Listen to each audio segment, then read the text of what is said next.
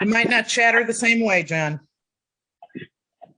I am who I am, and that's all that I am.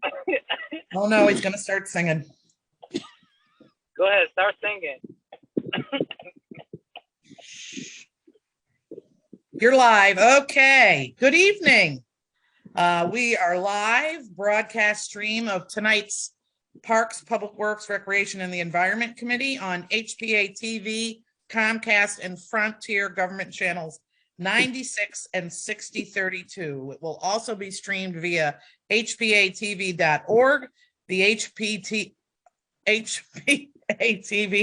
Facebook page, and HPA-TV, Roku's TV, Apple TV, and Amazon TV apps.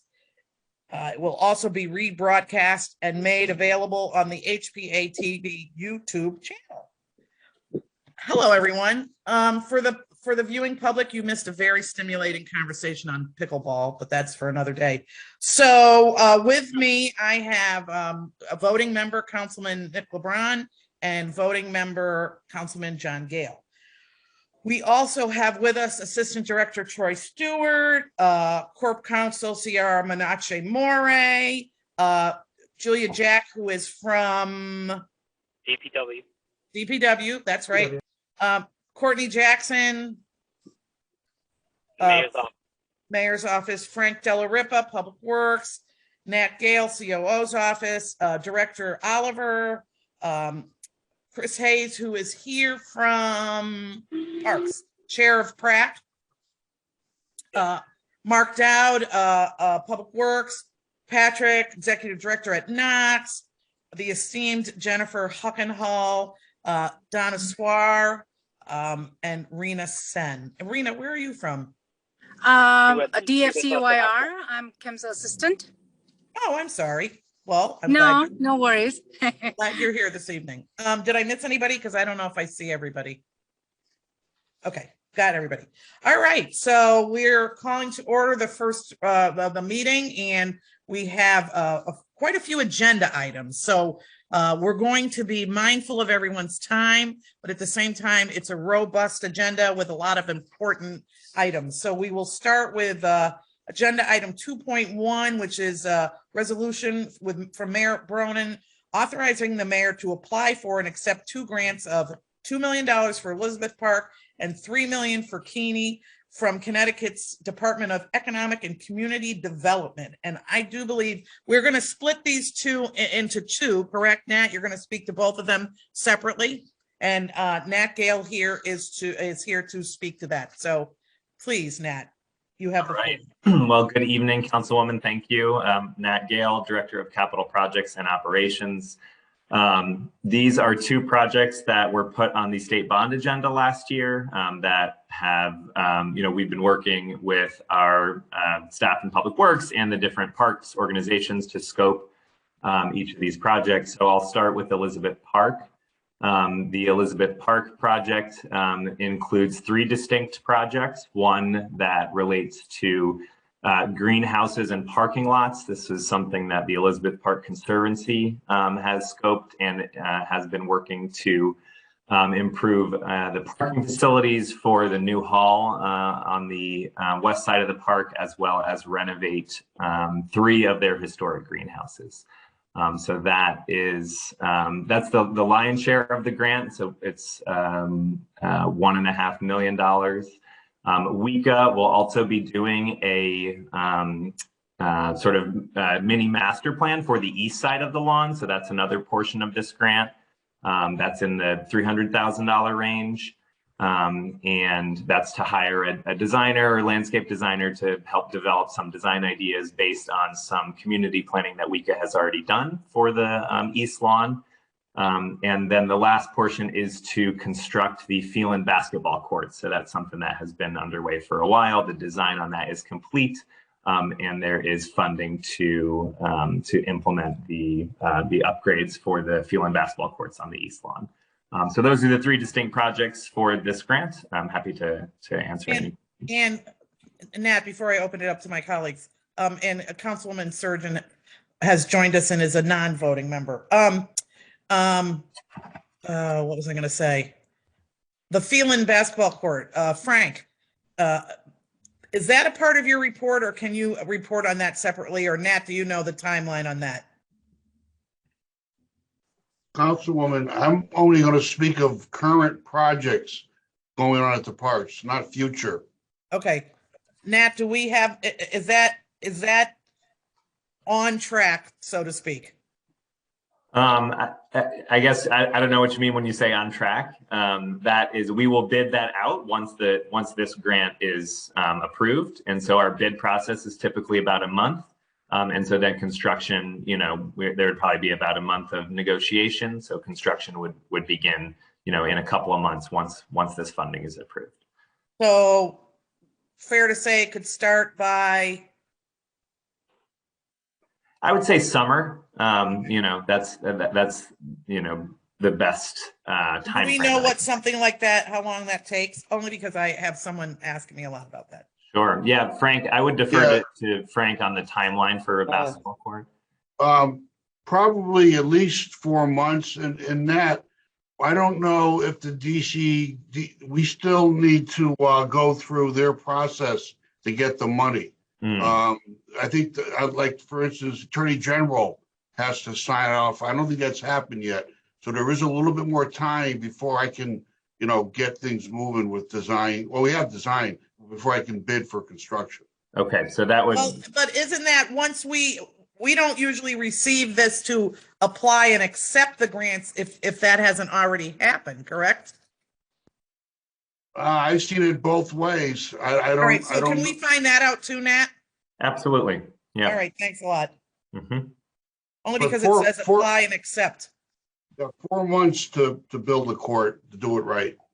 Yeah, no, I hear what you're saying, but once we have applied and we do have it, and I believe that's why it says apply and accept, I want a timeline that we can stick to. So I want to be realistic and we want to do it right. Absolutely. So those are my questions. I will now open it up to my colleagues for the Elizabeth Park portion of this. Councilman LeBron.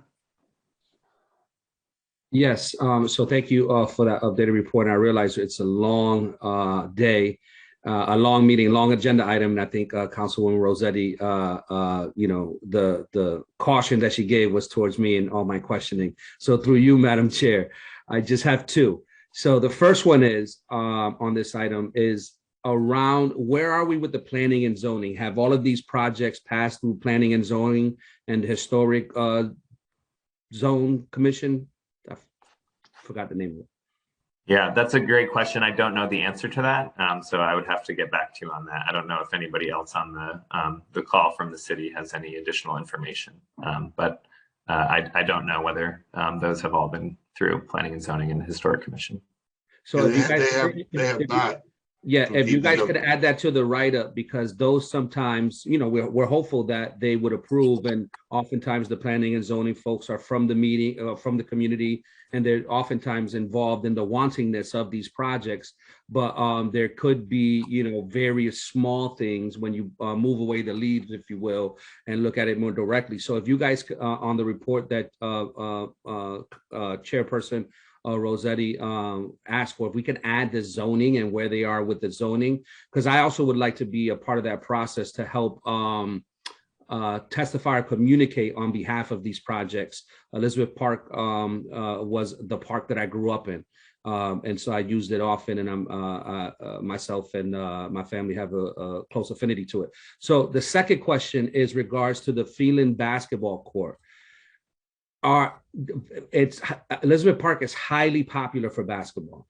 Now you have the one full court, the other one they made a half court. Not sure why they did that, but it is a destination spot for full court basketball.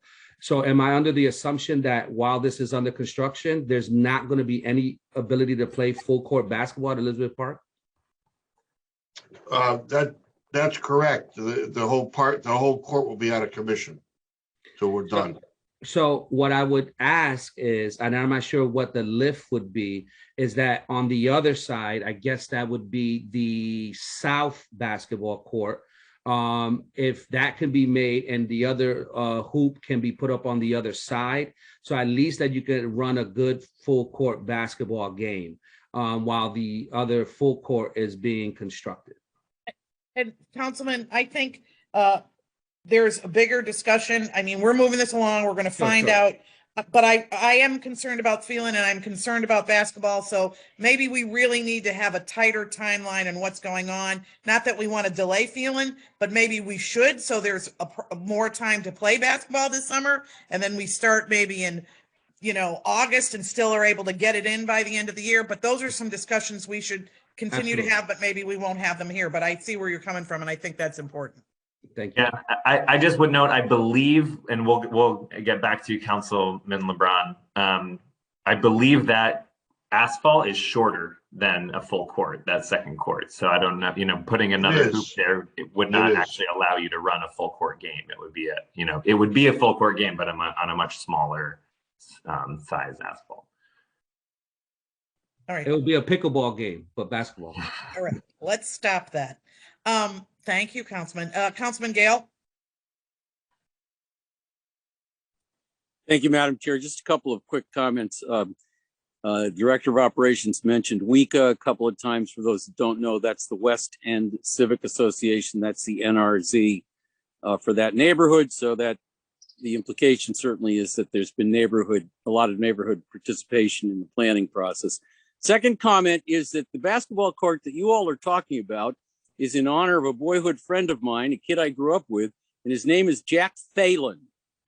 So if we could all say Phelan and not Phelan. Well, Councilman, to your point, I thought it was Phelan, and then when someone said Phelan, I thought I was wrong, so I corrected myself. I always thought it was Phelan. Go with your first impression. Someone else said Phelan, so.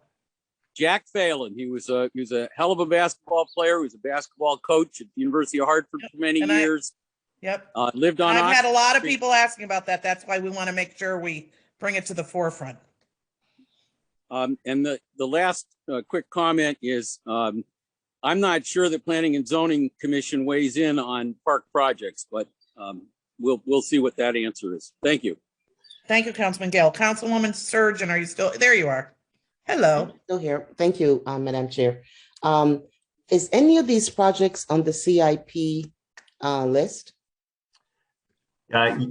Through you, Madam Chair, yes. This project will be in this coming capital list in the fiscal year 23. So it was not on last year's capital program. So again, through you, Madam Chair. So if these funds are going to be coming from the state forward, so we don't need to use our funds for these projects? That is correct.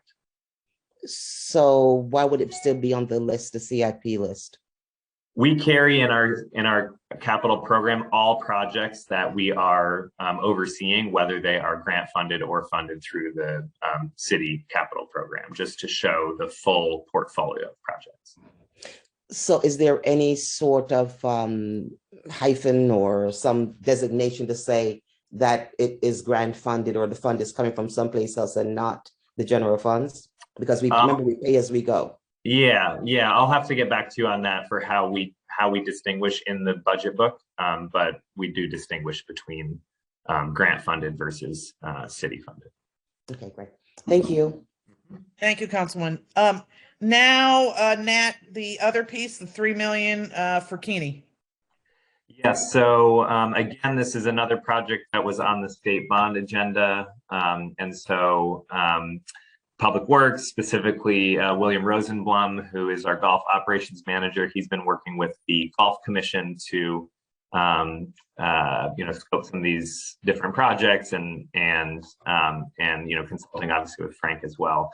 So the three priority projects for this are number one, and this is not in any particular order. These are just the top three projects. But one is the continuous paved cart path for the entire golf course. Second is resizing the maintenance area building. It's currently got a dirt floor and needs more space to handle all the equipment.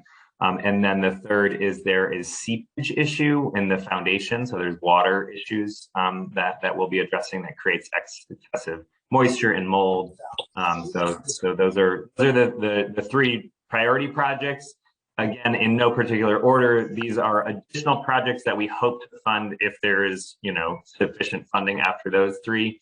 That includes drinking water stations at the golf course, walking bridges over the streams, putting up a net for the driving range, and enclosing or winterizing the room off of Tavern. So that's a bit of a wish list for the golf course. But and I apologize if I didn't state this project is specifically for the Keeney Park Golf Course. That was how it was identified in the bond agenda. So yeah, happy to answer any questions on that. I also want to make a point that Majority Leader Clark has joined our call. Do my colleagues have any questions? Councilwoman Surgeon? Through you, Madam Chair. So I know you said basically the three top priorities, everything else is, so you have not been able to price it out for the three top priorities as yet, Mr. Gale? We have some pricing, Frank. I don't know if you have any specific information you want to comment on for that. Well, those three that you mentioned, I don't have anything for maintenance building or the water seepage. Those have to be looked at from an engineering standpoint. The cart paths are a cart paths that we do all the time, and there's $1 per square foot.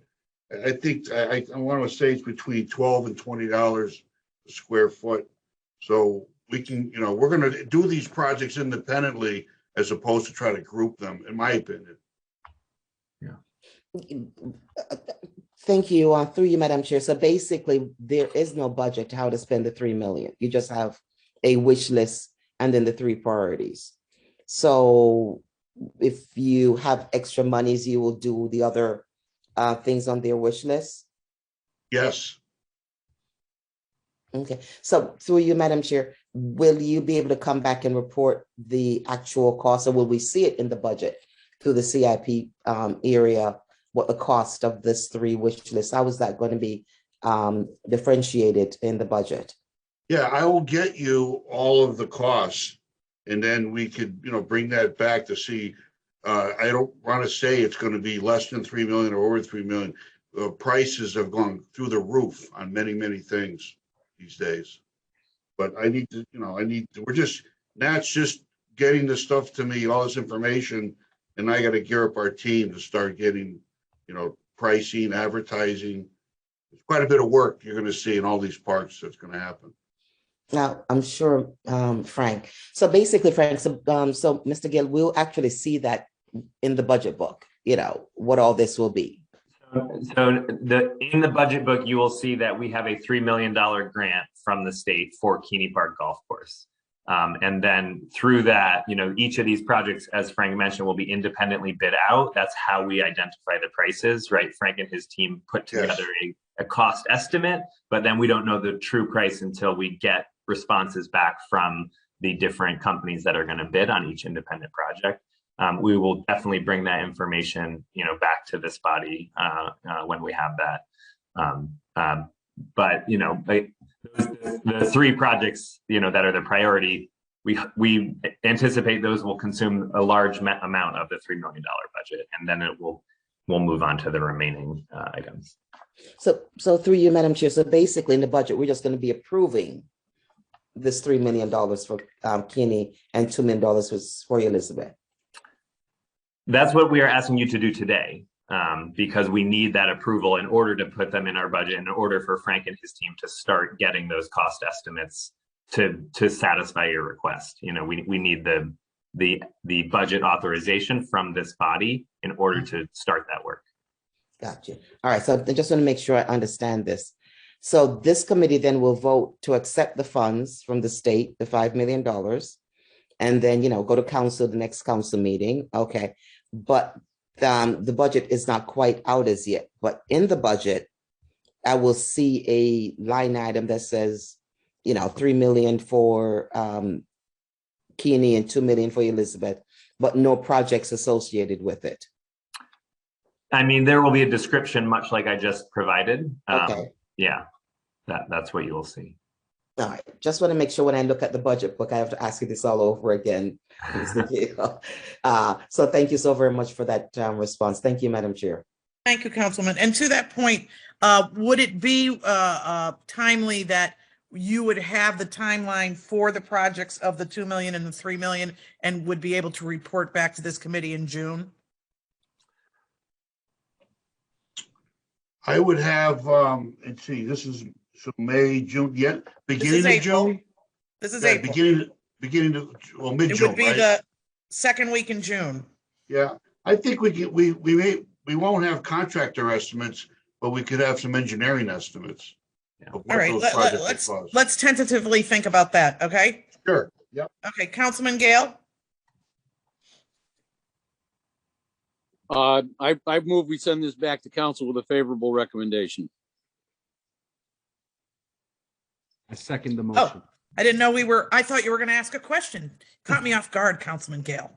You were all set? Okay, good. I thought you were calling for me to ask. No, well, I Make a know you are motion. the king of the, yes, I've bestowed that on you. Okay, I didn't know if you had any questions though. No, I'm good. And Majority Leader Clark, do you have anything? Maybe he's there. Okay, well, there's been a No, motion. I'm here. I'm sorry. No, I don't, Madam Okay. Chair. There's been a motion by Councilman Gale, a second by Councilman LeBron. All in favor? Aye. Oppose, abstain. A motion passes to go back with a favorable recommendation. Thank you very much. That brings us to the agenda item 2.2, which is a resolution authorizing the mayor of the city of Hartford to accept $6,900 from DEEP. And I believe the wonderful Jennifer Huckenhall will be here presenting for the interim director of Department of Management, Cheryl Horowitz. You have the floor, madam. Good evening. Thank you, Councilwoman Rossetti. Good evening, all. I'll be very, very brief. This is simply asking for permission to accept this grant, the small grant of $6,900, so that from DEEP to pass through to Knox for the work that's been done at Affleck Street Community Gardens. And if there's any questions, I will try to answer them. Any questions from my council colleagues? This is the one on Affleck Street. This is the one that we sold for $1. Is that correct? That's a tricky question, Councilman LeBron. I do not know the answer to that question. I don't know if anyone else from the city knows that, or maybe Patrick seems to have unmuted himself. Thank you. Patrick? Thank you, and through you, Madam Chair. So the city of Hartford owns the land that the Affleck Street Garden is on. It's at 154 Affleck Street, kind of between Park and Ward. And so it is currently leased to Knox, who is and we are managing it as a community garden. So, and through you, Madam Chair, just one follow-up question in terms of the operationalization of that community garden. Patrick, I had the honor of attending some of your graduations. Is that park connected with the folks in your programming, or is that just for folks that are on Affleck Street? And then what type of gardening, or what do they provide there? Yep. So that is a community garden that's open to anyone in Hartford that's interested in community gardens. So certainly some of our workforce development apprentices may do that. More likely if they live in that area. It's one of 21 gardens that Knox manages in the city. So I would say, and we appreciate your support of the workforce development program. Our apprentices do work alongside our crew to help maintain that garden and our gardens, as well as other work around the city. The project specifically was put forward so that we could replace some beds and have more accessible beds, higher raised beds that would help either older folks or folks who have other kind of mobility issues, that it's just easier for them to garden, and to make some other improvements in terms of gathering spaces and things like that within the garden. So the goal is to make it more of a community asset, and to encourage more people to use it to grow fresh food and join with one another. Thank you. Anything from my other colleagues? Being none, is there a motion?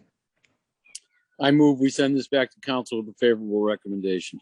I Is there a second the second? motion. We have a motion and a second. All in favor? Aye. Opposed, abstained, motion passes to be sent back favorably.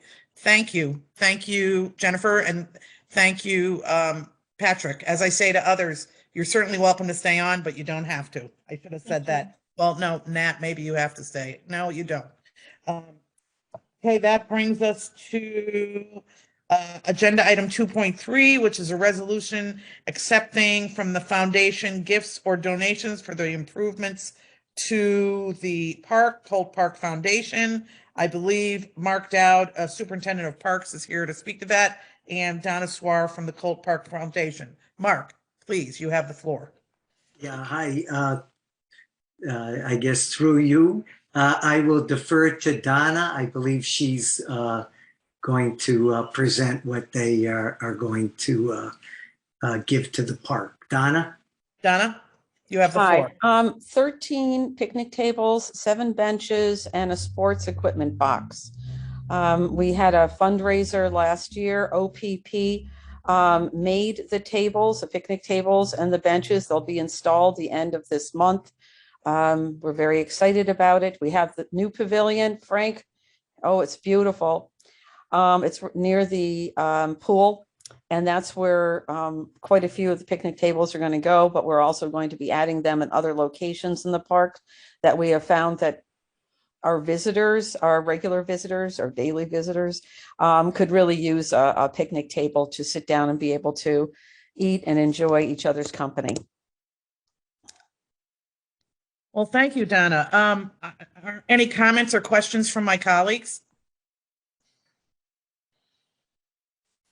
Okay, we really appreciate it, Donna, and we know your extreme love for the park, so I think it's a double whammy, so to speak. Councilman Gale, are you making a motion or do you have a comment? With commendations to Donna Swar, but also to Mark Dowd, I will make a motion that we send this back to council with a favorable recommendation. Is there a second? I second the motion. We have a motion and a second. All in favor? Aye. Aye. Abstain? No. Okay, motion passes with a favorable recommendation. Thank you, Donna and Mark. Well, And thank the Colt Park Foundation, Donna.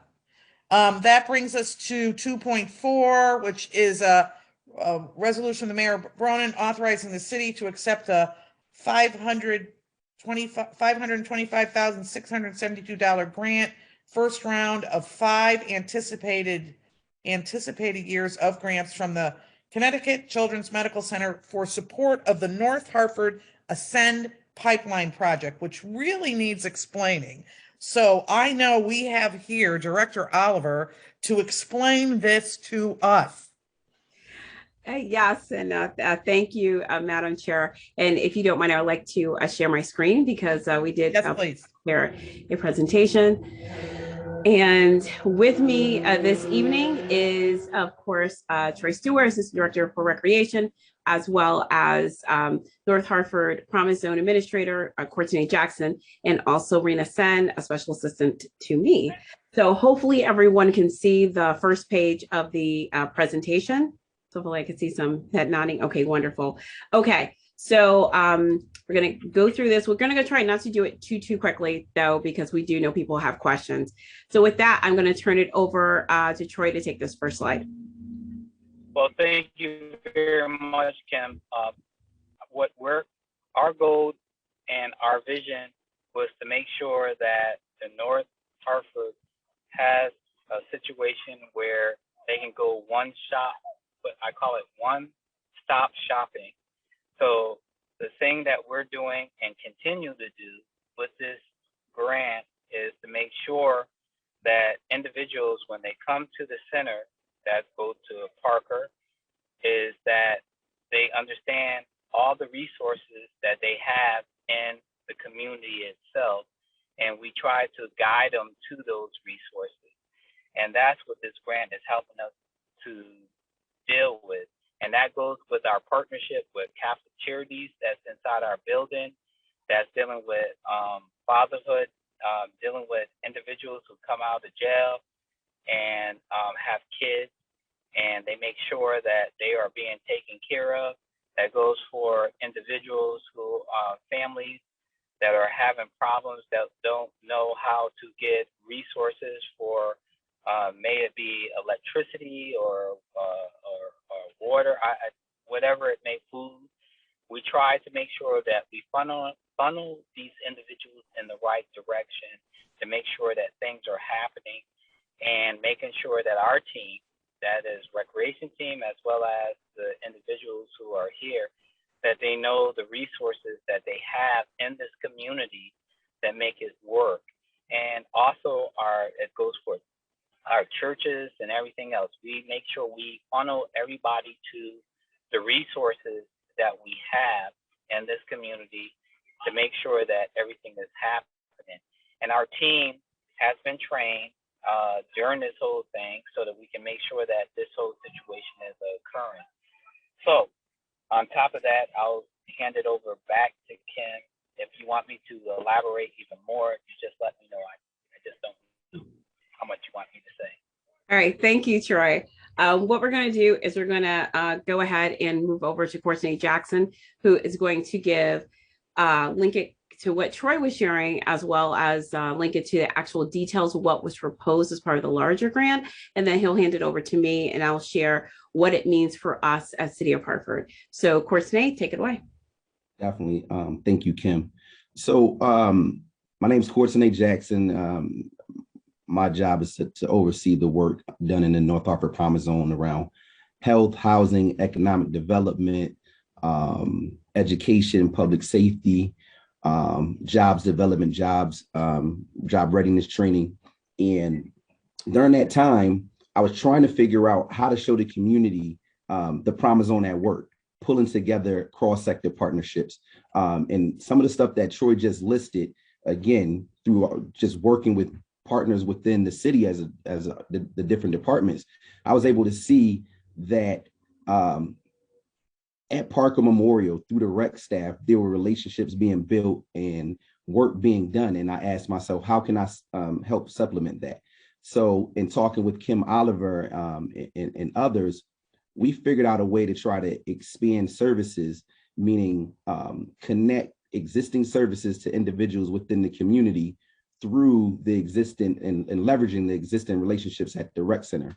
So it was almost a match made in heaven, which then led to us receiving the Envision Center designation, which again is a brick and mortar location where you sort of have that one-stop shop feeling.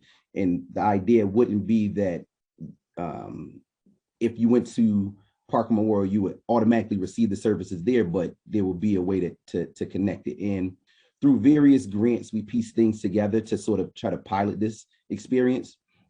And we had some really good feedback. Then when the opportunity came to apply for the Promise Neighborhoods grant, we were ecstatic. I mean, Kim and I, we were looking for this opportunity. I think we were waiting for about 3 years, Kim, for it to come back out because we knew we had something. So you could switch slides, Kim. But again, leveraging the great work that the rec department has done, because we know this stuff can't be transactional, and the rec department has real life relationships that makes people feel comfortable sharing their income data, asking the questions and being, open about their needs. So again, that's what we started with leveraging. Okay, so now the grant opportunity came about, and what we wanted to do was put all of that in action. And the Promise Neighborhood grant basically is already decided that they wanted you to create a pipeline of services and supports to help kids go through the entry of success through post-secondary education and career attainment, all the way from birth. So birth to career attainment. The grant actually was fantastic because we brought in Connecticut Children's, who will be the lead agency, and that's the organization who actually received the grant. And our application actually came in first out of all, which is extremely exciting, seeing as 3 years ago we applied for the grant 2 other times and we weren't successful. To come out with the #1 grant proposal was really exciting. So it's a 5-year grant. I know everyone sort of heard the big number, the 30 million, but we'll talk about how that breaks out a little bit, seeing as we're not the lead agency with this. And we'll switch the slide, Kim. Okay, so the goal again of the Promise Neighborhood Grant is to build an integrated and coordinated pipeline of services and supports with the community that helps children and families reach their full potential. And we'll switch. Now, again, the grant is prescriptive. And I think there was a lot of confusion within the community around things that we just had this money, we can do whatever we wanted with it. Well, we have to have outcomes in these domain areas. So students will enter kindergarten ready to succeed. They're proficient in math and language, English and language arts. They'll successfully transition into middle school. That graduate from high school, obtain post-secondary degrees and certifications. They feel supported by families and in their communities, that kids are healthy. They feel safe at school and in their community. They live in stable communities and have access to 21st century learning tools. So all of the different partners within this grant will be working towards at least one of those outcome measurements there. So next slide, Kim. Now, I said a ton of words, and the real question is, what is the Ascend pipeline? All right. So in real life, imagine yourself as a North Hartford Promise Zone resident, and you had the access within walking distance from your home to get connected to programs and services. There'll be 5 family resource navigators hired through this grant, not through the city of Hartford, but hired through the grant proper. And they'll be located in between 4 to 5 locations. One of the locations, which again, we piloted a ton of the work in partnership with the rec department and the DFCYR, it will be Parker Memorial Center. So again, the idea is you walk into Parker Memorial Center, there'll be a family resource navigator who will connect you to programs, services. And I look at people coming in through a couple of different waves. 1, you just need information. 2, you need help signing up for something. And then 3, you need a little bit higher level, some case management to work through a system. And all of those levels, you'll receive support. So you're looking at this as sort of the 211 in person, if that gives anyone a visual of what goes on here. And again, through all of this, and the work that I've been doing in the North Hartford Promise Zone, community has been at the forefront of everything. So everything that has been added to the grant and to this opportunity has been informed by the community. So we're taking 5.5 years worth of information and compiling it. And again, making sure that community is connected to this whole process. And I'll speak towards that a little bit later if necessary. So we'll go to the next slide. So this is the breakdown. As it was stated in the beginning, we're talking about year 1, and that's the 1 year that we've already been approved for, and it's $5,922,095. That's going to be coming in proper. And we'll go to the next slide. Again, the lead agency is Connecticut Children's. Now, of that, the city of Hartford will be receiving $525,762 for this year. One number that I want to point out is at the bottom of your screen, and of course, everyone will have access to the slides. This is the breakout of the funded partners. There's other partners that are a part of the grant, but they haven't received any funds. So at the bottom, you'll see an unallocated number. One of the things that we were really concerned about was making sure that we didn't allocate all of the funds so that a community can have some input in how we utilize those funds. We have certain organizations who we knew had a track record who could help us obtain the grant, and those were the organizations we contacted in the beginning. It was I want to say it was a 6-week process, but in real life, it was probably 3.5 weeks of real work to pull this thing together. That was, 700 and some odd pages altogether. So every chance I get, I give kudos to that team, Kim, CCMC, and others. So it was just a tough experience, but we were able to win in the end. So we go to the next slide, Kim. Okay, I think the next slide is me, and I have to stop sharing for a second because my apologies. I have to switch off my technology because I got too fancy with the PowerPoint presentation. So give me just a moment. Okay, so alrighty. I did animations and then forgot that I was sharing the PDF with you guys. So my apologies. Here we go. All right, I gotta back this up though. Hold on for just a second. My apologies, everybody. I usually have my stuff together, but not today, apparently. Okay, while you're doing that, I'll actually talk about how the community. I'll talk about how the community is connected. So okay. It wasn't prescribed by the grant, but through community voice, again, tabulating 5 years of working in the north end of Hartford, we wanted to make sure that residents had a say in things. So there's an advisory committee that is currently being developed. The advisory committee is made up, will be made up of appointed members who will be appointed from the North Hartford Promise Zone NRZs. So that's Northeast, Upper Albany, and Clay Arsenal. The remaining members will be appointed by the SGCs of the schools located in the Promise Zone.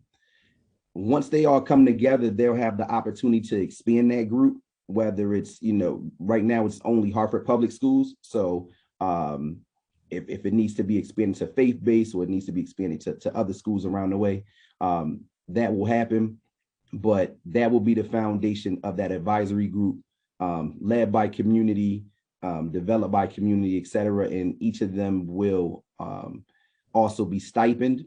And then that's one side of it. The second side of it is there's a governance structure where there's a leadership team, a management team, et cetera. We won't make any decisions around those unallocated funds that you see in the bottom there until we have 100% representation, community representation on all levels of the governance structure and the advisory committee. Because again, all decisions will be connected back to the community. And the idea is any organization we touch, including the NRZs, we're looking to build the capacity of them so that, again, there's a true hub where people can go for information. So they'll have support from some of the agencies to help reach out into the community. And I'll open it back up to Kim. Okay, great. Sorry, we're gonna try this out. Let's see if we can do this. Okay, here we go. Okay, so what I'm going to transition to is what does it mean for us here at City of Hartford? So my department had partnered up with Courtney, he's part of the mayor's office, also Health and Human Services, as well as MHIS. Based on the actual content of the grant, you can see it aligns mostly with my department.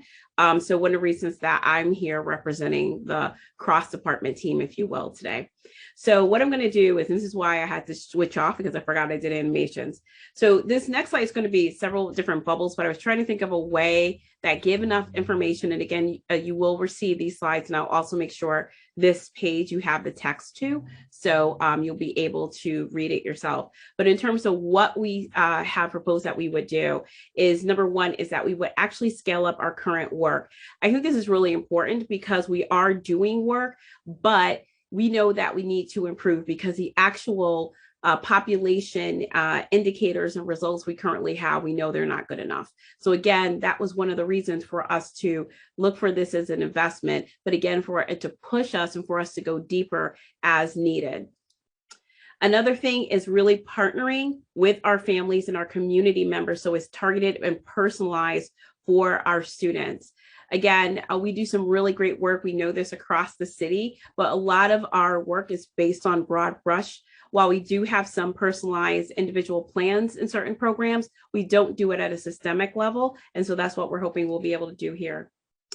We wanted to be able to provide that actual structure and support for those post-secondary pathways.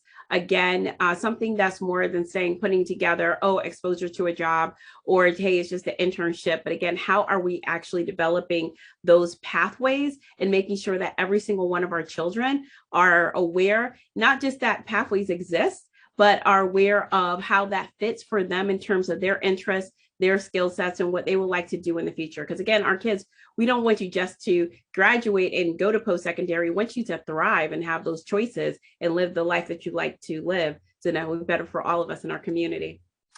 Offer our young people more opportunities to earn a paycheck while they're also being very positive in terms of contributing to our city. We know that this is really important. Many of our children across the city also are part of their family economic situation. And so we wanted to make sure that that was something that we could also enhance and also do more in terms of this grant.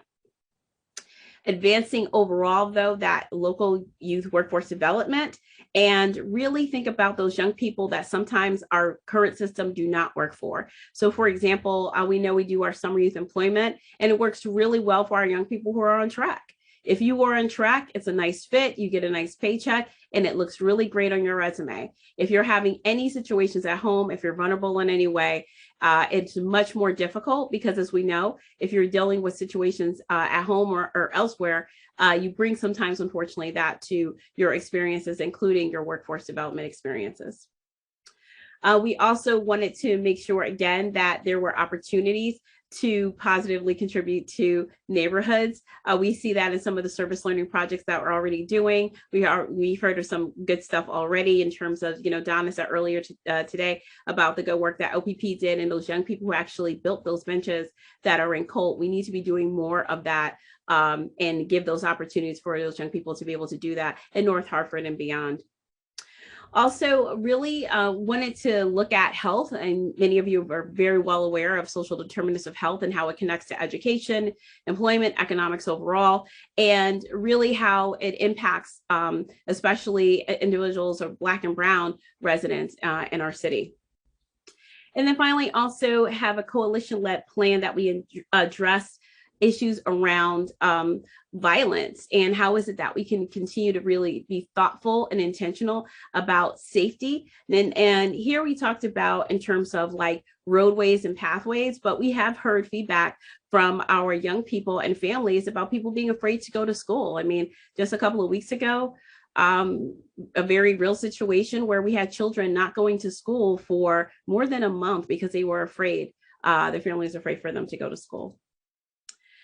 So when we look at this, it's like, okay, what does that translate to? You see a huge list in front of you. I'm not going to read through all of this list again. I'll make sure that I send this PowerPoint to Charmaine so she can share it with the members. But bottom line, these are all the different projects and initiatives that we are going to be able to enhance. There's only one or two of these projects that actually would be new. Most of this is about us enhancing and going further.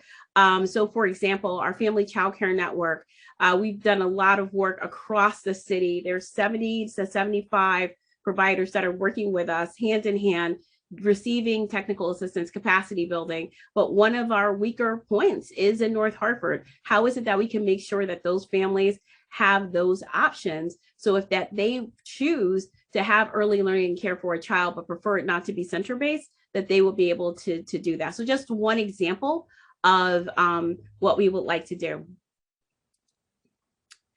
The other thing is that in addition to program level, of course, this is about systems building. Courtney is always really great at reminding that this is a systems building grant, because our goal is at the end of 5 years that we actually have a system and infrastructure in place that will allow this work to sustain.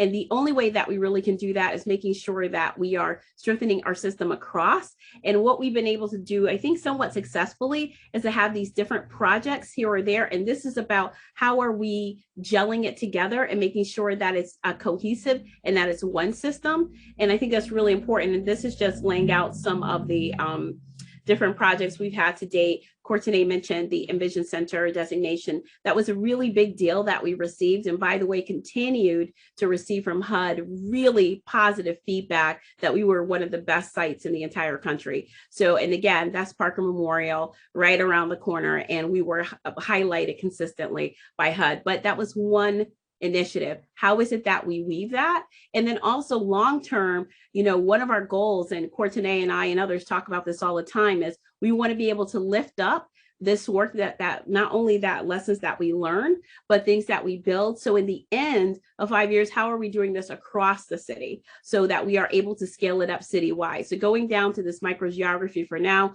but then being able to put it across the entire city in the future. What I did want to acknowledge is through this grant, we are going to receive some support for employees connected to this. And I wanted just to highlight that because I know usually that's a question from council. And I wrote here full support for truancy. Many of you may know that we are the Youth Service Bureau for our entire city. And that includes dealing with truancy. And as you guys know, truancy is that step after, unfortunately, chronic absenteeism.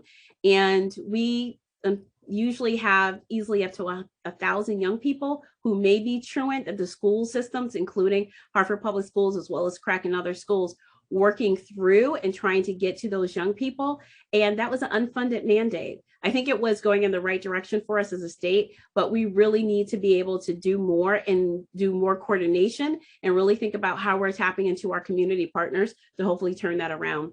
Hartford Talks, you may remember council approved us receiving a grant from Bloomberg Philanthropies. It is the one that's you give to children birth to 3 years old, and it counts their words and really sometimes their utterances, because you could be 6 weeks and be part of Hartford Talks. And that grant is coming to an end. And we have received not just great feedback, but results for our children that are in our classrooms, and really wanted to continue to dig deep because we did see COVID step us back a bit. So we asked for some more support there. Another thing is a community health worker is also built into this budget, because we know that is the kind of support our folks need and sometimes feel more comfortable with, quite frankly. And so wanted to make sure that's available. Partial support that you're seeing is in terms of project administration. We do have our early learning and care coordination piece that there's some slight partial support, and also our IT system team and MHIS, because they're working with us to help us integrate all these systems and link them up. So we do have some partial support there. And that's it for now. This is a really big project, we know. We probably could have done, we are coming off of a full day retreat today just on this. It could have been a full day with council, but we just wanted to be sensitive to everyone's time, and feel free to ask us questions away. So what I'm going to do is stop sharing so we can see each other, and let me know if you have any questions.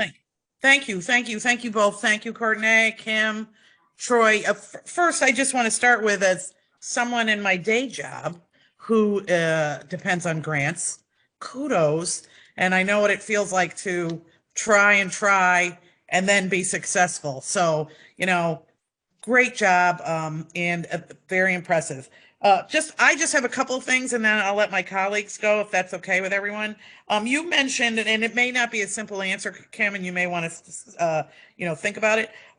When you had the list of things and you said only maybe one or two are new, the others will be in enhancements. How are you going to measure those enhancements, or what does that mean exactly? Yeah, that's a fantastic question. I'll give an example, and this example is not even fully fleshed out, because one of the things we're doing right now is going through all the data and what is it that we need to collect and what do we need to measure. And even today, we were bringing up that it's also not just what's important to us. I mean, as you guys know, I'm a resident of North Hartford. Courtney grew up in North Hartford, so this is really important to us, but we don't represent all of everyone in the neighborhood. So how is it we're also measuring what's important to our residents as well, right? But one example is like summer youth employment. We know that usually about 40% or so of our young people come from these neighborhoods. And we also see that our success rate in terms of building work-based learning competency skills is not always as strong as we would like, right? And it can go from, was it the right match? Did we put you right in the right tier? Was it something that you weren't interested in? Were there other family situations where you could no longer attend? And what this is going to allow us is to dig deeper. And we have a great team of folks, including and Courtney, please feel free to add, but like University of Hartford team, also the team from Connecticut Data Collaborative, who's also working on behalf of the Hartford Data Collaborative, Courtney, I feel like I'm missing somebody from our data folks, but needless to say, they have already come together to really go, okay, how can we slice and dice this to do exactly what you're saying? And this information, by the way, is not going to just be held to the chest to us. We also have a commitment and really not just voiced it, but wrote it down that this is for our community, which includes obviously council, but really includes our residents. You know, things like data walks. How is this information helpful to you? Making sure that you don't feel like you're being researched on, but you are the researcher yourself, those type of things. So we have some work to do in that space, but I hope that gave a little bit of light. Yeah, great. And I hope, you know, because this is robust and I know you've had an all day thing and we all work. I'd love for you to come back in, you know, some months and kind of talk about those enhancements and other things. And before I go to my colleagues, just one more thing. Please assure me, Director Oliver, that our pools will all be open this summer. Because there's a rampant rumor going out that that's not going to be so. And I said, I know who to ask. Yeah, no. So I'll say this officially. So what we are working on right now is there's a national lifeguard shortage. We are aware of that.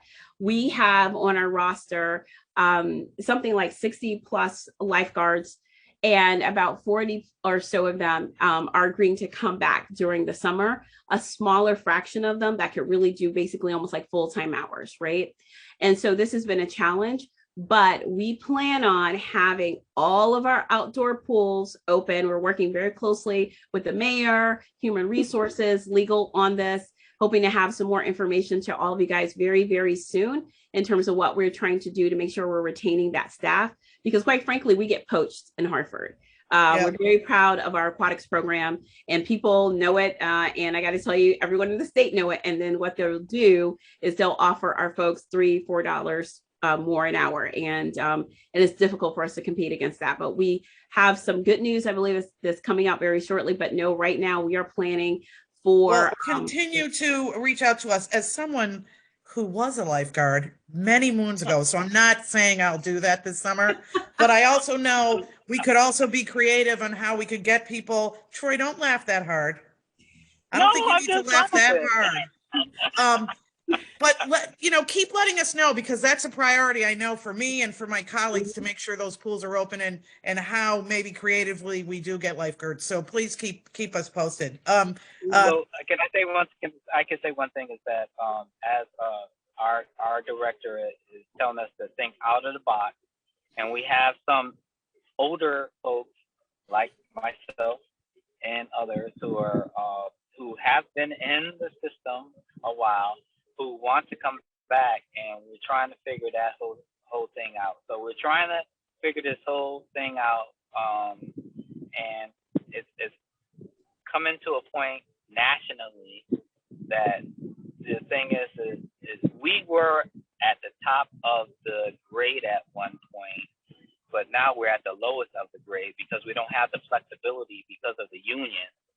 So it's just really interesting that we are at this cap. But I have to say this much: we have individuals who are dedicated, who love the city, who want to do what they want to do, and I have to say I'm very happy about the ones who are staying with us. Yeah, okay. I think that's right. I just want to really quick, because I understand the unions, just acknowledging, because some of our surrounding towns don't have unions, they don't have that extra step. So they could just immediately say, hey, I don't got to talk to anybody else. So I just wanted to acknowledge that, because we partner with the unions on this. So I just this isn't union bashing. Yeah, okay, exactly. My colleagues, questions from my colleagues. Councilman LeBron. Yes, through you, Madam Chair. So just double clicking on Councilwoman Rossetti's praise of obtaining this grant on top of the Promise Zone grant and shoring it up. Just a couple questions. So in terms of the fiduciary status, what we're doing today is approving just the 525 allocated for the city. Is that correct? That's correct. All right. So if that's the case, who is the fiduciary for all the monies? It's Connecticut Children's Medical Center. Connecticut Children's. And what are they charging us a fiduciary rate? Are they doing it out of the kindness of their heart? How are they, what is their piece? Because when I saw the listing of community-based partners, Connecticut Children's wasn't on that list to receive any money. Right, because that was a sub-grantee list, but they are receiving dollars. I can look up quickly, give me a moment, I'll get that to you. But yes, they are the ones that was responsible for all the direct administration to U.S. Department of Education. So they do have a very small, but they'll have a project team that's responsible for that, including all the grant dollars that come to us, monitoring us, making sure we're staying in compliance, et cetera. But we can get that exact dollar to you. But yeah, my apologies. We were doing the numbers of the sub-grantees that were coming out of it. Yep. And no problem, because I think it's just, I think what happens with this Promise Zone and the Ascend grants, there's so many commas and there's so many zeros, and it's just, so much planning. And I understand that at each level, there's probably like so much things that need to happen, and there's so many partners that need to happen. But oftentimes from the community, folks just want to know who has the money, who's cutting the checks, so and how much they get to cut the checks. And so thank you for that. The second thing, if we're just approving this for the 525, the question that I would have is this. I know Director Stewart discussed Parker as being a point of entry, but we do have other rec centers rec centers in the North End. So, I think of Willie Ware on Windsor Street. And has there been any conversation on how we're going to bake in the new Blue Hills Rec Center that is up for construction anytime now? So no, that is not just a single point of entry. So thank you for that, Councilman LeBron, to be able to clarify this. So there are multiple points of entry with no wrong door, which will include opportunities for Willie Ware. And I see Mr. Jackson also has unmuted himself. So I don't know if you want to talk more about that, Courtney. No, I was just saying that there will be 3 to 4 other locations that haven't been chosen, and we did that on purpose because we wanted to have community input in that. And just knowing and understanding that people on in the Blue Hills area, they're not going to, over to the Albany Ave area. The Albany Ave area, they're not going over the Barber Street area. So we know geographically we have to have certain locations in place, and we'll take community input to have those sort of brick and mortar locations decided. Thank you for that. So, I mean, is there awareness around the Blue Hills Rec Center? So because Blue Hills is not fully up and operational yet, when we planned this and did the proposal, that was a hope, a wish, and a prayer. We didn't even know that was going to happen. So very happy that is happening, but wasn't aware of it. One of the things I can tell you is our Blue Hills community and neighborhood is really important to us. We know that officially they're not considered part of the Promise Zone because they have some really great numbers in terms of home ownership and all these other things. But this is a really important community. And for most of us, when we travel to Blue Hills and other communities as well. So we are thinking about it. And to Courtney's point, one of the questions is, where do you go, right? Like where do you go all day? One day I saw a map. I wish it was of Hartford, and we could do this one day. It would be great. Where over a day, they watch these dots and just where they traveled across their city. So that is something that we are considering, and we're excited about Blue Hills coming online with the hope that it'll be ready to go our fall winter season this year. Thank you. And just one more comment through you, Madam Chair. And this is a comment, not a question. I want to thank Courtney Jackson for his leadership and the entire team for their outreach to the community. There has been a lot of vested community interest in the Promise Zone, and Courtney has made himself available, provided slides. I've seen it for myself, heard conversations, and for you, Director Oliver, as well. You guys quarterbacking this effort. I think it's important for the neighborhoods to know that we have folks that are dedicated and intentional with their efforts, but also I think it's also very unique that you're from North Hartford too, which is a blessing in and of itself. So thank you guys and the entire team for all your leadership. And next time you guys have one of them all day things, send me an invite. There's food, I might show up. Definitely. Thank you, Councilman. Councilman Gale. Yeah, thank you, Madam Chair. Probably more of a long-winded comment than anything else, but first, let me just say I applaud you. This is a huge undertaking.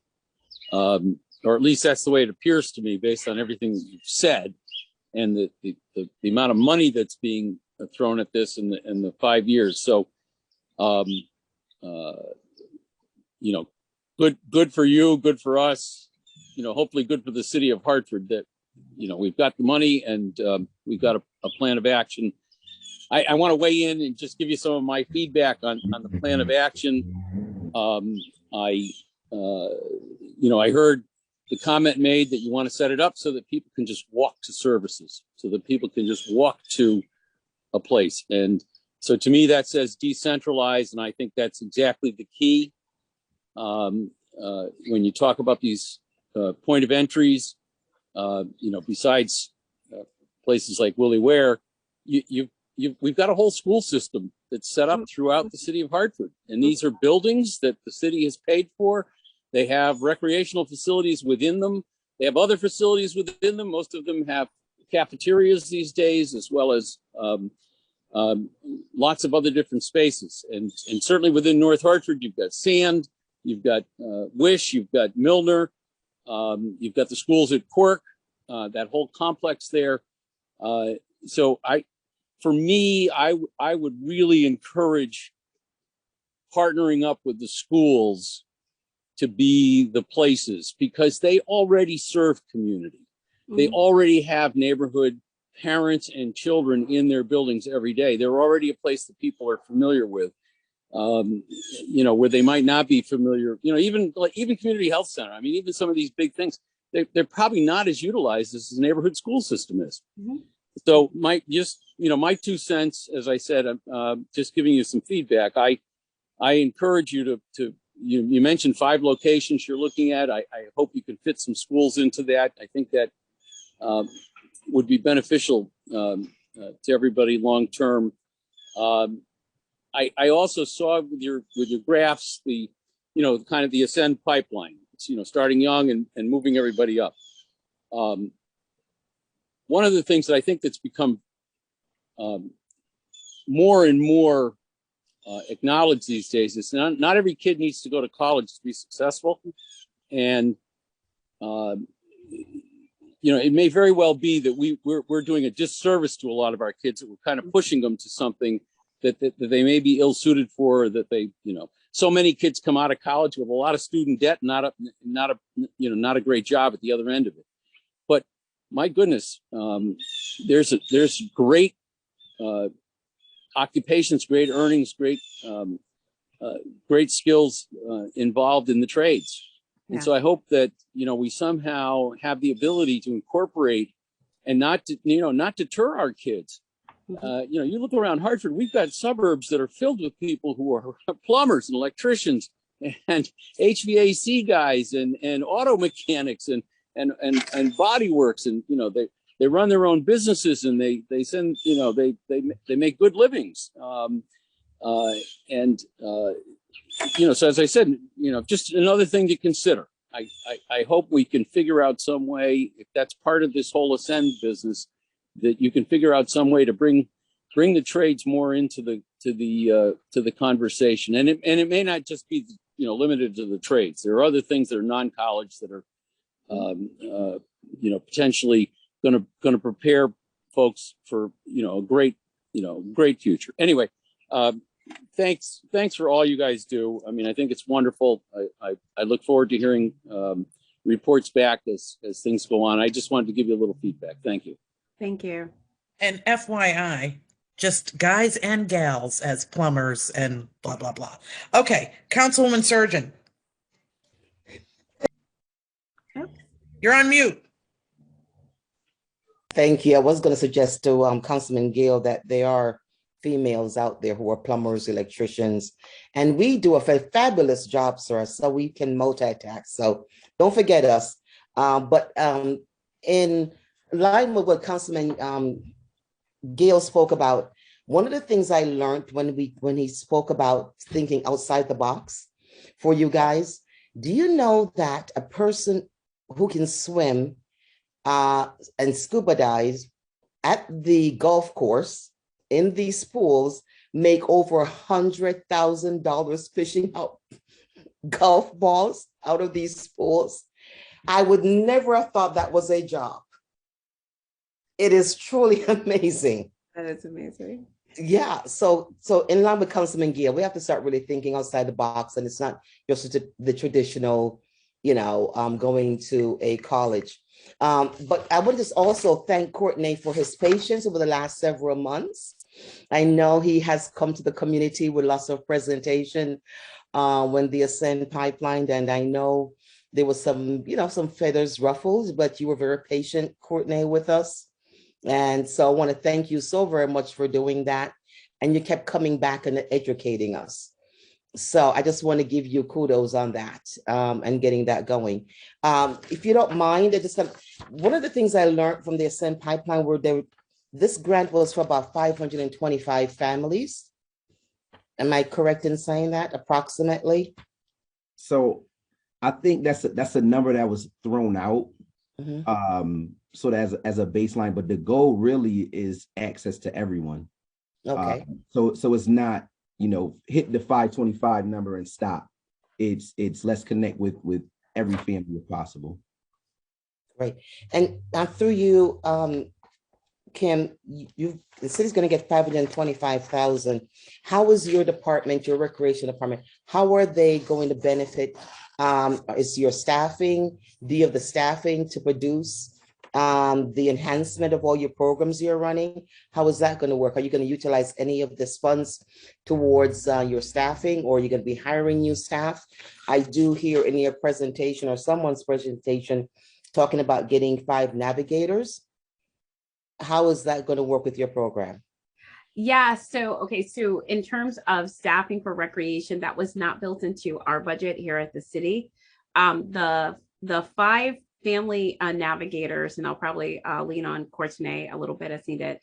They are primarily going to be not with the city, but the folks who are of community that can connect with community and link them to other resources and services. What we have been doing internally, as soon as we got notification of the grant, has been working with my full team, which includes Troy, to talk about how this impacts the work that we've been doing. So for example, one of the things that we mentioned tonight, so I'll piggyback on it again, is the Envision Center and how we really try to make Parker a place that, again, you're coming to have fun and recreation, you're choosing, because we want to go where the people are. So this also goes to Councilman Gale's comment earlier about the schools, going to where the people are. And it's like, how is it that we can do even more there? So at this point, it's not staffing per se, but there are some opportunities in terms of some of our services and some of other supports and way of doing things and structures to be able to support recreation. So some of the stuff needs to be flushed out, and that's what we're in the process of doing right now. But just wanted to acknowledge that right now it's not a staffing addition for recreation that was built into the grant. Okay, great. But at least this, out of the 525, you can also use some of these funds to enhance your recreation division. Yes. Okay, just want to be, okay, so thank you, Madam Chair. That's all my questions. Thanks, Councilwoman. I don't believe Councilman Clark has anything to say. I don't want to say that in case he does. I do, actually. Okay. Oh, you caught me off guard. Go ahead, Majority Leader. See, sorry. I'm paying attention. Okay. Thank you, Madam Chair. Through you, I have a question. Thank you for the presentation. As a fan of the Promise Zone and one that actually worked to help get the Promise Zone designated in Hartford, I have a certain affinity towards any programs related to the North Hartford Promise Zone. However, how are additional community members afforded the opportunity to be a part of the Ascend pipeline? Okay, so when you think about the organizations that are funded through the grant, while there's not a specific number of people who have to be hired, it was added that there should be more attention and value to having lived experience in the North End of Hartford or living in North End Hartford. So anyone who's hiring through is making a concerted effort to hire individuals from the community. So that's the hiring piece, getting people involved with the jobs. The next level is sort of the advisory piece, And again, none of the work that's being done is going to be free. I remember, you know, and one of the reasons we pushed this into the grant, I remember having a meeting here at City Hall, and Ms. Nixon came in, and she complained about the parking meter. And I looked around the room and I realized everyone there was being paid except for Ms. Nixon. So, you know, when the opportunity came to make sure that the volunteers are stipend, and we made sure that that's there. So it's the advisory group, it's every level of the governance structure. And then when you talk about access to programs and services, that's literally everyone. And that's from prenatal care to mental health to how do I sign my kid up for summer youth employment. So those are sort of all of the touch points where community will have access to either receive services through the Ascend pipeline. And I also want to be clear that this grant is not this grant didn't fund a program. So there isn't an Ascend program that provides these services. What we're doing is connecting individuals with existing services. And then if we find out that, let's say if there's an organization who serves 50 people providing, I don't know, a hat service, I'm just making this up. And we find out that there's 75 people who need that hat service. Now we need to find the funds to increase their capacity. And then if we find another area where individuals in the community are saying they need support and we don't have an organization or we don't know of any organizations that provide that service, then it's our job to either go out and find one or create the opportunity for another organization to step in that area to fill community needs. And one other thing that's cool, and I thought about this while Councilman Gale and Councilwoman Surgeon were speaking. When you go in and speak to the family resource navigators, nothing is prescriptive. So no one's going to tell you have to go walk this path. So success is tied to what your dreams are and your aspirations are. So if that means becoming, you know, going into an HVAC or if that means going on to college, if that means just opening up your own business, or if that means learning to swim and becoming a lifeguard, those are all things that you'll be provided support for. And then I also think the addition to that, one of the fantastic pieces of that is there's organizations within the community that are providing services who aren't the natural go-tos, that are smaller organizations, because we're not being prescriptive saying you have to go here. Individuals will be presented the opportunity to go to whatever organization provide the service that fits their needs and their schedule best. So if you have a kid at Urban League already, and you also need an adult service that they provide, that information will be given to you, and now you're not running back and forth across town. So that's just an example. You know, those are the, and I hope I'm answering your question, but those are the different levels of where community will be assisted and attached to the Ascend pipeline system. I thank you for that. I don't think you quite adequately answered my question. My question is, how do you get to be a member? If I'm an organization, how am I able to become a participating organization within this? Or as a provider? Got it. Yes. So as a provider, right now we're developing that onboarding process, but in all actuality, every organization that provides services is already a part of the Ascend pipeline. What we'll be working towards is figuring out how we can have affiliated partners. And by affiliated, I mean, there's at least a MOU at a minimum signed so that we can set realistic expectations with people who come in. So if someone comes in and we can say you'll receive a referral, we want to be able to say the first touch point will be within 48 hours. We can't do that without an MOU in place. So that's the first affiliated version. The second piece of being affiliated is being a funded partner. Now, I can't tell you now what would help you become a funded partner outside of the organizations who are already a part of the grant, That's going to come through the next step in this process once we have community engaged at all levels to discuss what areas, would community think that we need additional support, and what type of things do we think a provider needs to have to be someone that they would be trusted enough to add to the pipeline as a funded partner. And once that's decided, I'm assuming that there will be a RFP that goes out with that criteria and go from there. Yeah, and I just wanted to add to that, as part of that community engagement piece, it is mapping out the needs up against the resources. And because we have residents who are going to be part of all of the governance structure, that also approval of that process goes to residents themselves to help inform that. And then that $712,000 that you saw was unallocated for year one. That's the pool of dollars that will then be able to be distributed to providers that fit the needs that residents have, as well as, to Courtney's point, that residents also feel comfortable, right, actually going to for services. But that has not yet been finalized, Councilman. Yes. Thank you for that. Councilman. Oh, also too, I sorry, forgot. Majority Clerk, go ahead. I'm sorry. One more question. Could you provide us with all those sub-grantees that were on the slide? Can you provide us with the type of services that they have agreed that they'll be providing? Unless I missed it, I don't think that that was part of the presentation.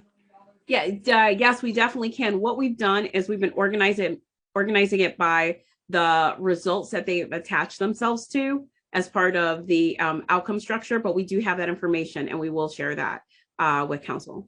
We'll take care. Thank you so much. We're looking to release that to the community as well. I think CCMC was also waiting to finalize the sub-grantee contracts so that it's an agreement and nothing changes. And I believe that's supposed to happen within the next 2 to 3 weeks. Are we good, Councilman Clark? I'm good, Madam Chair. Thank you very much. Councilman LeBron. So just Majority Leader Clark lends itself to another question. I know we have earmarked the unallocated funds, and that is to go to the community. And I see the vested community partners. I think it's important to have community at the table. And it's interesting that you say, Mr. Jackson, Director Jackson, that, you go to these meetings and you have people who are getting paid, and while others are volunteering their time. And so when you have vested partners, it's important that everybody eats, right? And so you can't have some people eating steak and others eating popcorn and supposedly be at the same table. So I appreciate those efforts. But if I'm not mistaken, the reason why let me go back. A lot of the effective resources and programs oftentimes are smaller, what we would call mom and pop nonprofit organizations, right? They do a lot of the heavy lifting. They have a lot of the heavy stories, which is what that earmarked grant is designed and intended to do, to kind of fill in the gaps for what the other larger subcontractors. But is it my understanding that the reason why we got the application was because of the collaborative glue and the collaborative process that you guys all have done with those other subcontractees is the reason why we even got the money in the first place? Would I be correct in that understanding? Yes, and I'll let Mr. Jackson add as well. But definitely, I mean, one of the things that we realized is we have some of the big anchor institutions that you saw as part of the grant, and part of it is because there are certain things that we have to do in terms of that organizational capacity.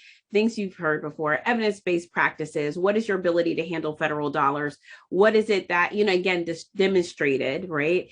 And so one of the things that Mr. Jackson mentioned earlier that I think is really important is the ability to build capacity of many of our organizations that are doing really good work now, but perhaps you haven't received federal dollars before. I mean, I'm sure, here at the city, we run into it all the time. We go, here's some public dollars, and you find out it's a whole other process. So that is part of our goal. So again, that when we get to year 5, we have a really strong system of providers, large and small, of all different types, because what may work for me may not work for you. So. And the only other thing I would add is it also goes to the point why CCMC was a great lead agency to choose, because they're not a natural competitor. If we choose a different partner within the community who provides services, naturally, even without doing it on purpose, you start looking internally first on what you can do versus reaching out into the community, to some of the smaller organizations. And I think CCMC comes in with the different lens, and it'll actually provide more opportunity for some of the smaller mom and pop organizations. Thank you. Thank you. Are there any other comments? I think we could spend a long time on this, but we have Mr. Della Ripa here, and that will be a robust presentation in itself. So I thank you all again. I hope you come back at some point and give us an update, and not real soon. Get a little bit under your wings there. Is there a motion? I move to send this back to council with a favorable recommendation. A second. There is a motion and a second. All in favor? Aye.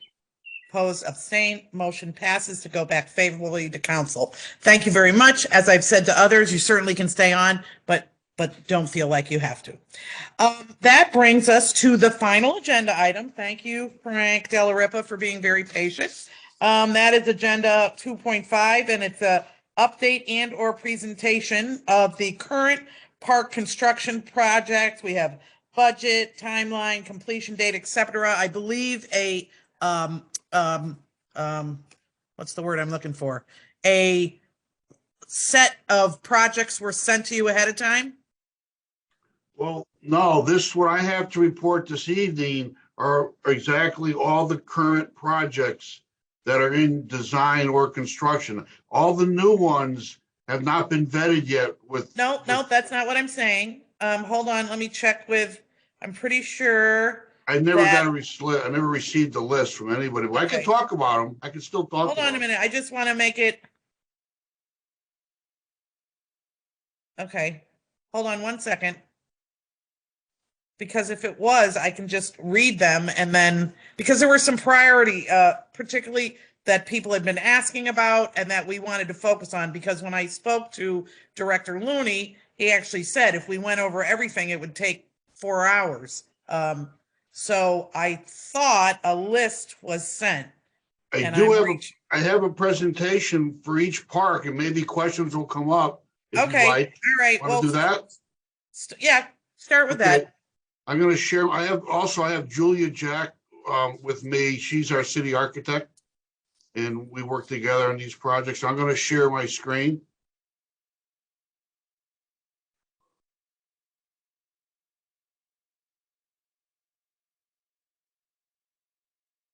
Can everybody see this presentation?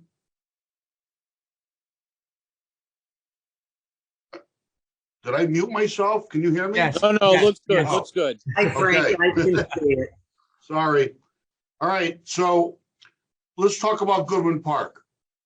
Right now, currently, we have an architect on board to look at some different attributes of the park. For instance, the clubhouse. There's been a lot of talk about expanding the clubhouse.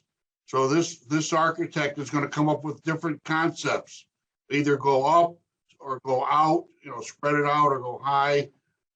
That's what they're looking at. The golf cart paths are a mess. They're falling apart. They're old. We also have some drainage issues out there. So if we're going to fix the paths, we might as well go ahead and fix the drainage pipes. There's a putting green that all the kids like to use. I don't know if you guys seen that, but it should be level, not on a tilt and on a slope. So we're going to level that. This is all design money. It's not construction money. Right now, it's just to get these things, to prioritize and get some money to build them. There's no ADA access to the driving range. Hey, Frank, just to stop you while you're doing this, and I don't know as we go further in, are there timelines associated with all of these? Because I know we were having this discussion last summer, this exact same discussion. So I'm wondering, are there a part of what was supposed to be presented today was also timelines? Because the budgets are being discussed now, we have a meeting with the mayor next week, and he will tell me what projects will be prioritized. So I don't have that information till next week. Madam Chair, can I? Councilman LeBron? Yeah, so just piggybacking on that, Councilwoman Rossetti, because I remember us going down that pathway, right, last year, right, for these same projects, which were on the budget for last year. And it seems like we're still going through that now. So I'm just trying to understand, Frank, the processes, because when we spoke about these last year, my thought was that, okay, that's what we were doing for last budget cycle. And so those projects were already in motion.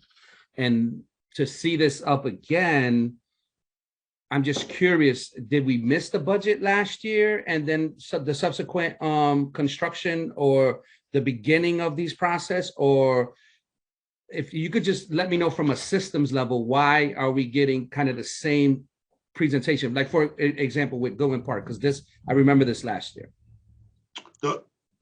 The only project from Goodman Park that is from last year is the one at the bottom, the irrigation project. And the other ones I was going through, those are all new.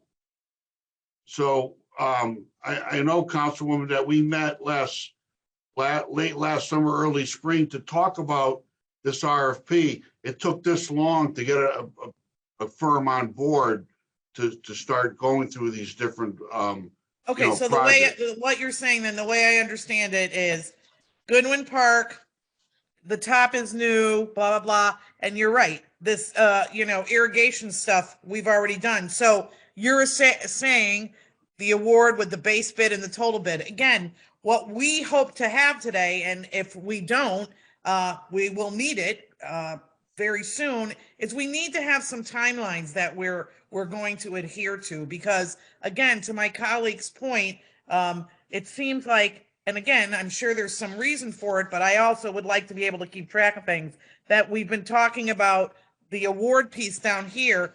So, okay, if this has happened, what's the process then? What's the next step? What are the months and days put to it? When's the end? I mean, I feel like everything is just open-ended.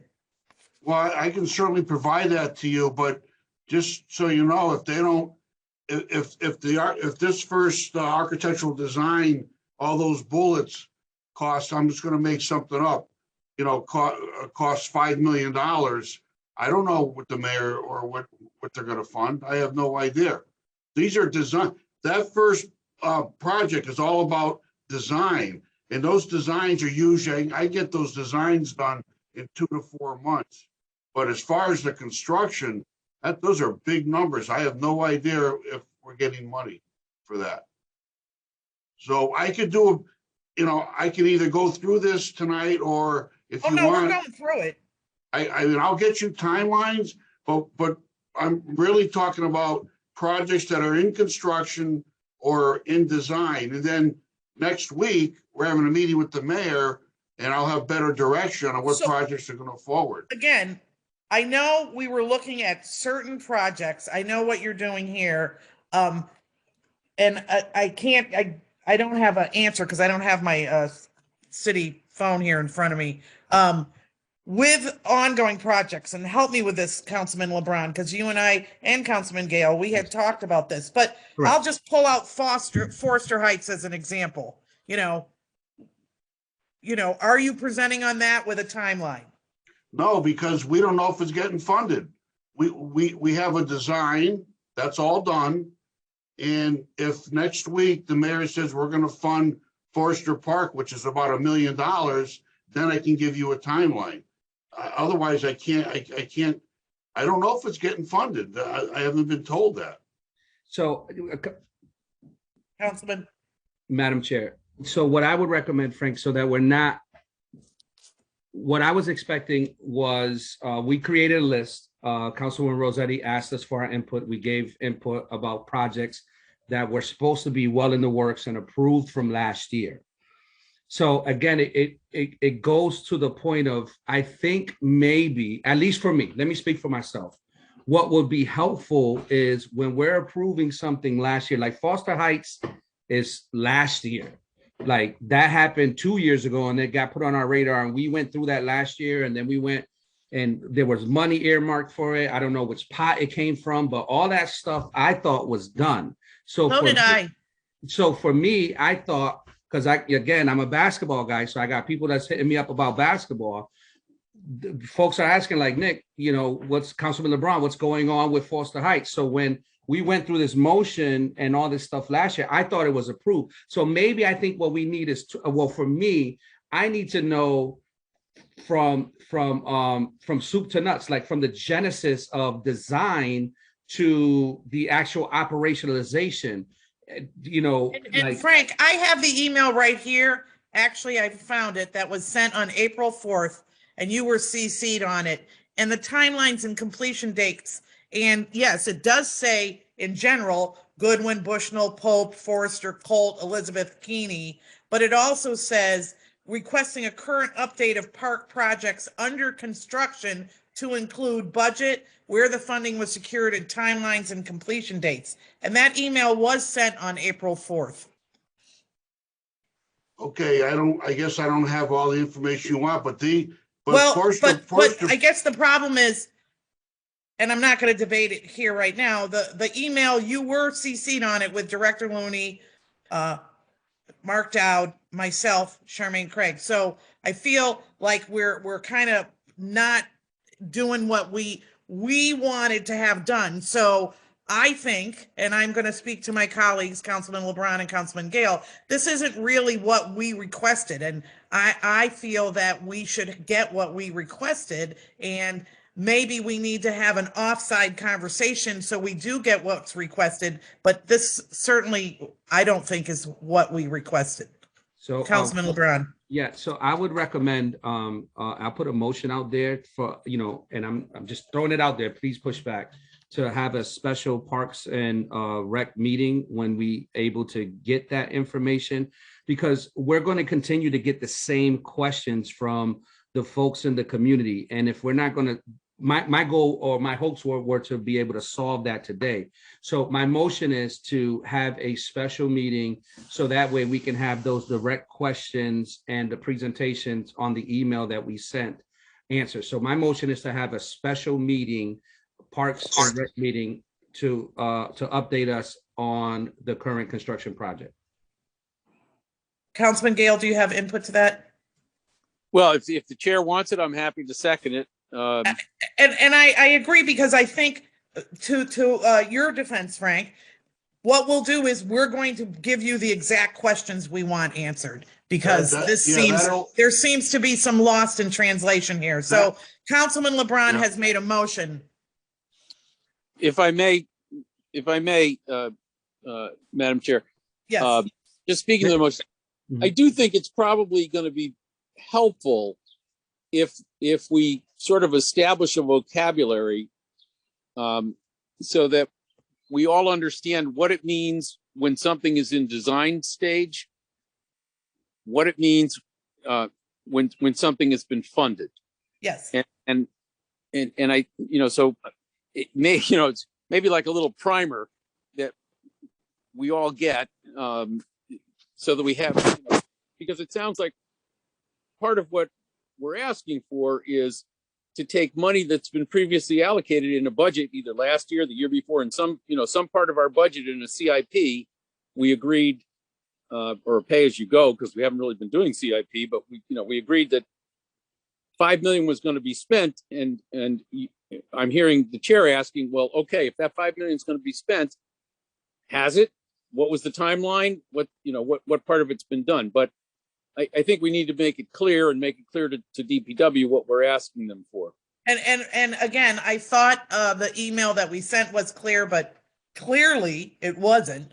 So we will circle back and we will set a date for a special Parks meeting that's just going to be focused on this. So thank you.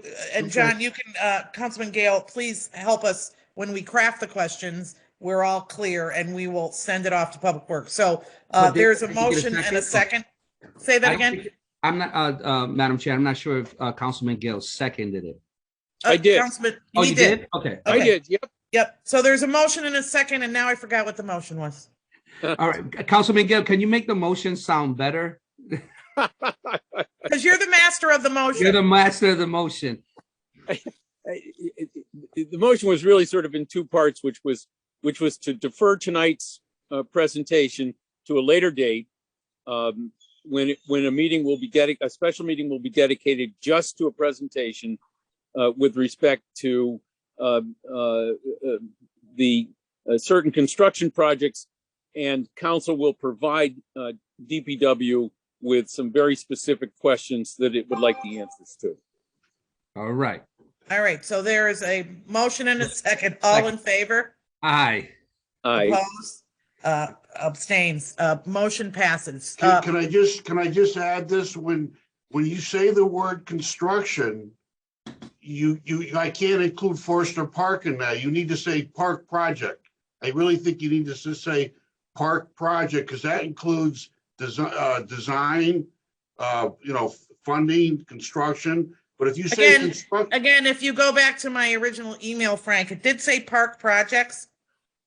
So there must be some, you'll find the email because it's from me. So there must be some miscommunication, but above that will be clearer in the next email and really drive down to exactly what we want. And this will take us some time to do that and make a special meeting, but that's what we'll circle back with, just that on the agenda. And I think that will. So we had a motion and a second, it was passed. That then brings us to number 3, which is a motion to adjourn. Unless there's anything else from my colleagues. No, I do want to thank thank DPW and all the staff for coming Absolutely. here. Although we're deferring. I mean, I know they hung out through the whole meeting, and certainly appreciate staff's time and the effort in putting stuff together. And we'll try to be better in framing our questions. Thank you. Have a good evening. Thank you. Thank you. All right. Bye, everyone. Good night. Thank you, everyone. Bye-bye. Bye.